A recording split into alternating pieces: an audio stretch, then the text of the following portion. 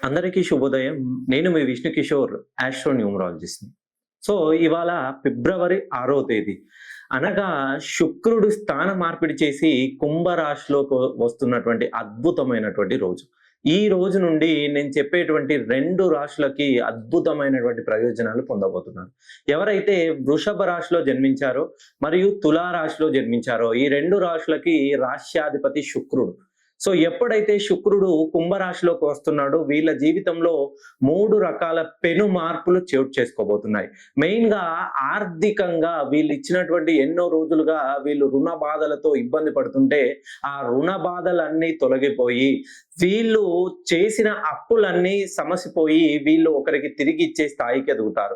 అలానే ఎవరైతే real estate రంగంలో గాని, పెట్టుబడులు పెట్టే రంగంలో అనూహ్యంగా పెట్టుబడులు పెట్టి మధ్యలో ఆగిపోయి రోజు రోజుకి రుణ బాధలు, ఈఎంఐలు, లోన్లు, వడ్డీలు కట్టలేక మానసిక ఆందోళనకు గురవుతున్న వాళ్ళు మీరు వృషభ రాశిలో గాని, తులా రాశిలో జన్మించినట్లయితే ఒక్కసారి మీ పేరులో ఉన్నటువంటి సంఖ్యా బలాన్ని చెక్ చేయండి. ఎందుకనంటే మీ పేరులో 5 అక్షరాలున్నా, 6 అక్షరాలున్నా దాన్ని సరి చేస్తేనే శుక్రుడికి సంబంధించిన నంబర్ 6 మీ పేరులోని అక్షరాలు 6 అవడం వల్ల మీరు ఎంత సంపాదించినా డబ్బు అనేది మిగులుబాటు ఉండదు.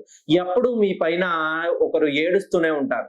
నరదృష్టికి సైతం నా పరాయి సైతం 16 ఒక్కలవుతుంది. మానవ మాతృలు మీరెంతమంది?